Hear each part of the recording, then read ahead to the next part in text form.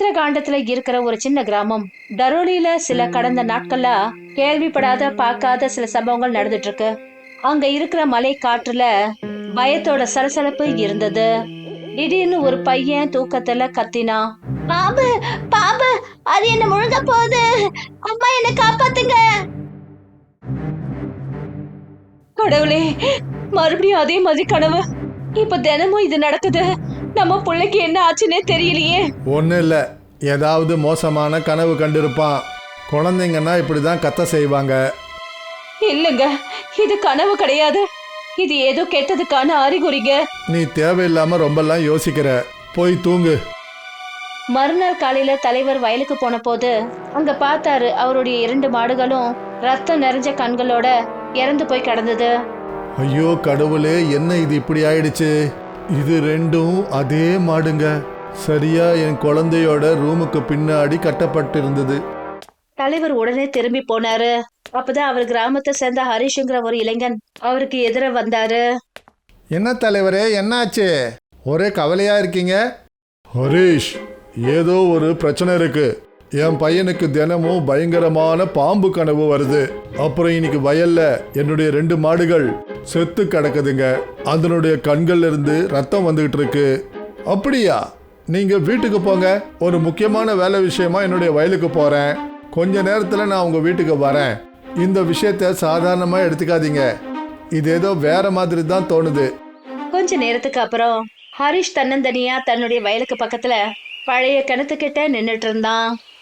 இந்த கிராமத்துல ஏதோ ஒரு விஷயம் இருக்கு, அது கண்ணுக்கு தெரிய மாட்டேங்குது, ஆனா மனசுக்கு தெரியுது. கிணத்துல இருந்து விசித்திரமான சத்தங்கள் வர ஆரம்பிச்சது. இந்த சத்தம் இதுக்கு முன்னாடி கேட்டதே இல்லையே. அவன் கிணத்தை நோக்கி போனா சத்தம் இன்னும் ரொம்ப அதிகமா கேட்க ஆரம்பிச்சது. யார் அது? உள்ள யார் இருக்கிறது? திடீர்னு கிணத்துக்குள்ள இருந்து ஒரு மின்னலோட பயங்கரமான 2 கண்கள் தெரிஞ்சது. அந்த கண்கள் நேரா ஹரிஷோட ஆத்மாவில நுழைஞ்ச மாதிரி. அப்புறம் அடுத்த நிமிஷமே ஹரிஷ் கிணத்துக்குள்ள முழுகிட்டான். சில பசங்க அந்த கிணத்துக்கு பக்கத்துல விளையாடிட்டு இருந்தாங்க. திடீர்னு கத்த ஆரம்பிச்சாங்க, அம்மா, இங்க யாரோ இறந்து போயிருக்காங்க. கிராமத்து ஜனங்க உடனே அந்த இடத்துக்கு வந்தாங்க. ஹரிஷோட பிணத்தை வெளியில எடுத்தாங்க.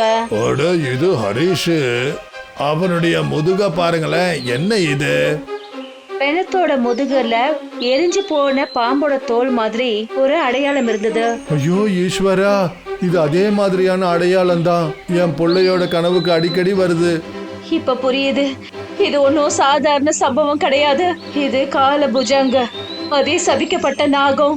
வருஷக்கணக்கு அடப்பட்டிருந்தது. அந்த அம்மா சொன்னதை கேட்டதும் தலைவர் ஆழ்ந்த யோசனையில முழுகிட்டாரு. அதுக்கப்புறம் தனக்கு தானே சொல்லிக்கிட்டாரு, நான் என்ன நினைச்சேன்னா இதெல்லாம் பண்டைய காலத்து கதைகள்ல தான் இருந்தது நினைச்சேன். அப்படின்னா நடக்கிறது எல்லாமே உண்மைதானா? தரோலிங்கிற பகுதியில விசித்திரமான ஒரு அமைதி தோன்ற ஆரம்பிச்சது. மனோகர் கிராமத்து பள்ளிக்கூடத்துல ஒரே டீச்சர், புத்தகங்கள் எல்லாத்தையும் தேடிக்கிட்டு இருந்தாரு. திடீர்னு மனோகரோட கவனம் லைப்ரரியில இருந்த ரொம்ப பழைய புத்தகத்து மேல பட்டுச்சு. என்ன இது? ஒவ்வொரு 5 வருஷத்துலயும் நாகபலி கொடுக்கப்பட்டது. எதுக்காகனா காலனுடைய தூக்கம் கலையக்கூடாது. அப்படி பலி தடப்பட்டுச்சுன்னா அது முழிச்சுக்கும். அந்த சமயம் மனோகரோட கண்களுக்கு முன்னாடி போன தலைமுறையில நடந்த காட்சிகள் மங்கள தெரிய ஆரம்பிச்சது. சின்ன வயசுல கேள்விப்பட்டிருக்கேன், கிராமத்துல 5 வருஷத்துக்கு ஒரு தடவை ஒரு மர்மமான பலி நடக்குதுன்னு. ஆனா 25 வருஷத்துக்கு முன்னாடி திடீர்னு அது நின்னு போச்சு. ஏன்? மனோகர் ஒரு மொபைலை எடுத்தாரு, ஒரு நம்பர்ல டயல் பண்ணாரு. ஆரோ, நீயும் பிரக்னாவும் உடனே கிராமத்துக்கு வர முடியுமா? ஆமா, இங்க ஏதோ விசித்திரமா நடந்துட்டு இருக்கு. ஆரவும் பிரக்யாவும் இறங்கினாங்க. என்ன விசித்திரமான அமைதி, இங்க மரம் கூட பயந்த மாதிரி இருக்கு. சரியா சொன்ன ஆரவ், ஏதோ இங்க மரண அமைதி தெரியுது. கொஞ்ச நேரத்துல அவங்க 3 பேரும் ஒரு அறையில உட்கார்ந்தாங்க. அதே புத்தகம் திறக்கப்பட்டிருந்தது. இத பாருங்க, நாக பரம்பரையில நடக்கிற பலியை பத்தி போட்டிருக்கு. 5 வருஷத்துக்கு ஒரு தடவை பலி கொடுக்கப்பட்டிருக்கு. அதாவது கால புஜங்கோட தூக்கம் கலையாம இருக்கிறதுக்கு. ஆனா இந்த காலபுஜங்கன்றவன் யாரு? இந்த புத்தகத்தோட அடிப்படையில அந்த காலத்து நாக யக்னம் போது சில ராட்சசர்களும் தாந்திரிகர்களும் தாந்திரீக நாகமணியை அடையறதுக்காக பலி கொடுத்திருக்காங்க. அந்த பலியில பிறந்ததுதான் சபிக்கப்பட்ட ஒரு சர்ப்பம் கால் புஜங். அது சிவபக்தனும் கிடையாது, சனியோட தூதனும் கிடையாது. அது வெறும் காலனோட சக்தியை கொண்டது. அது போற இடத்துல அங்க மரணம் நிர்ணயிக்கப்படுது. அதோடைய சரீரம் கரும் புகை, அப்புறம் சர்ப்பத்தோட தோலால செய்யப்பட்டது. அது பூமிக்கு அடியிலேருந்து வருது. இது ரொம்ப பழமையானதா இருக்கு. இது ஒரு தார்மீக சடங்கு மட்டும் இல்ல, சமூக சாஸ்திரங்கள் கொண்ட அமைப்பாவும் இருக்கலாம். ஆனா ஏன் மூடப்பட்டுச்சு? இல்ல பயம்புறுத்துறதுக்காக ஏற்படுத்தப்பட்ட சதியா? அநேகமா இது என்னுடைய அடுத்த டாக்குமெண்ட்ரியா இருக்கும். கால் புஜங் தி ஸ்னேக் பிதின். ஆரோ, இது விளையாட்டு கிடையாது. கிராமத்துல மாடுகள் இறந்து போயிருக்கு. ஹரிஷ் கிணத்துல செத்து கிடந்தான்.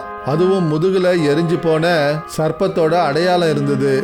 நீங்க 2 பேரும் நியூஸ் ரிப்போர்ட்டர்ஸ். நான் ஆசைப்படுறது நீங்க இதுல ஒரு டாக்குமெண்ட்ரியை செஞ்சு நியூஸ் சேனல்ல ரிலீஸ் பண்ணணும். அப்போ இத நாங்க கிராமத்தோட நாகவேதியில இருந்து ஆரம்பிக்கணும்.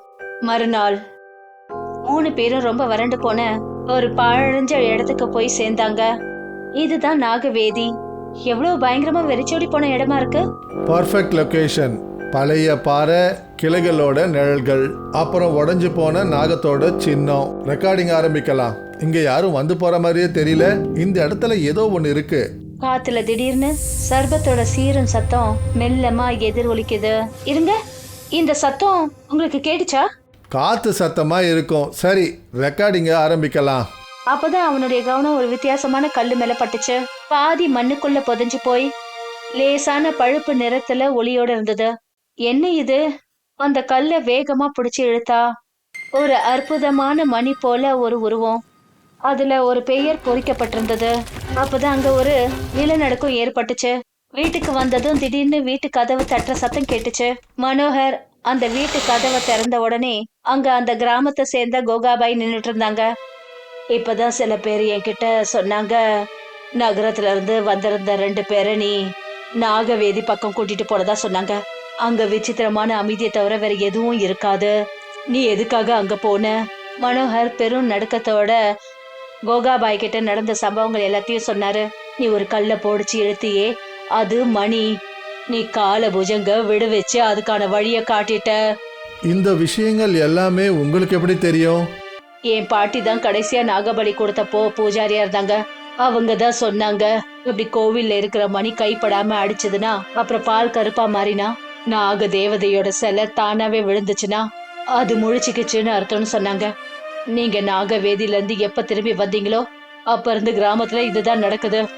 அன்னைக்கு ராத்திரியே கிராமத்துல இருக்கிற ஒரு பொண்ணு கத்தினா. அவ கண்ணுல ரத்தம் வர ஆரம்பிச்சது. ஐயோ, இவளுடைய கண்ணு! என் பொண்ணுக்கு என்ன ஆச்சுன்னே தெரியலையே. கொஞ்ச நேரத்துல அந்த பொண்ணு தன்னோட உயிரை விட்டுட்டா.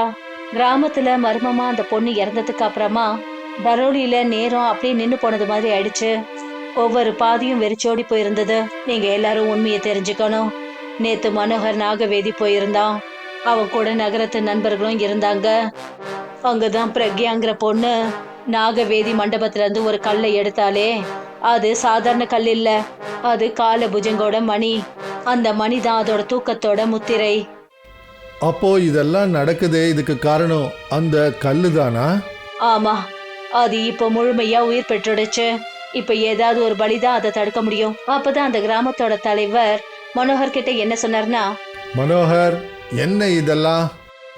ஆமா, ஆனா என்னுடைய எண்ணத்துல எந்த தப்பும் இல்லை. நான் ஆரோ பிரக்னாவை எதுக்காக வர சொன்னேன்னா, அவங்க இந்த கிராமத்துல நடக்கிற விசித்திரமான சம்பவங்களை பத்தி ஒரு டாக்குமெண்ட்ரி பண்ணுவாங்கன்னு. ஸ்கூல் லைப்ரரியில எனக்கு பண்டைய காலத்துக்கு சேர்ந்த ஒரு புத்தகம் கிடைச்சது. அதுல எழுதப்பட்டிருந்தது 5 வருஷத்துக்கு ஒரு தடவை நாகபலி கொடுக்கப்பட்டிருந்ததுதான். அது எதுக்குன்னா காலபுஜங் பாதாளத்திலேயே அடப்பட்டிருக்கணும்னு எனக்கு ஞாபகம் இருக்கு. என் அப்பா இந்த கிராமத்தோட தலைவரா இருக்கும்போது அப்போ அவரு தான் இந்த பலியை நிறுத்தினாரு. இதெல்லாம் மூட நம்பிக்கைன்னு அவரு நினைச்சாரு. ஆனா இப்ப என்ன தோணுதுன்னா, அவருடைய முடிவு தவறானதுன்னு. மனோகர் மேல தப்பு சொல்லாதீங்க. ஞாபகப்படுத்தி பாருங்க, ஹரிஷோட மரணம், என் மாடுகளோட மர்மமான மரணம், இதெல்லாம் ஆரோ அப்புறம் பிரக்னா வரத்துக்கு முன்னாடி தான் நடந்ததே தவிர இப்போ நடந்தது இல்லை. நடக்கிறத நாம எல்லாரும் சேர்ந்து எதிர்கொள்வோம். பிரக்யா ஆழ்ந்த நித்திரையில இருந்தா. ஆனா திடீர்னு அவ கண்ணு விழிச்சா. பிரக்யா தன்னை ஒரு கிணத்துக்குள்ள இருக்கிறத பார்த்தா. நாலாபுறமும் ஒரே இருட்டா இருந்தது. தண்ணீர் கருப்பா சேறு மாதிரி இருந்தது. அங்க எந்த ஒரு நிழலும் இல்லாம இருந்தது. திடீர்னு தண்ணீர்ல அலை எழும்புச்சு. அப்புறம் அதுல இருந்து ஒரு பயங்கரமான கருப்பு விஷ நாகம் வெளியே வந்தது. நான் திரும்பி வந்துட்டேன். இனி இந்த பூமியில கால புஜங்கோட ராஜ்யம் நடக்கும். உலகம் அழியிற நிலைமைய சந்திக்கும். அத கற்பனை கூட பண்ணி பார்க்க முடியாது. அப்புறம் என்னுடைய முதல் பலி நீயாதான் இருப்ப. பிரக்யா அலறினா. அப்புறம் அவளுடைய கண்கள் திறந்துச்சு.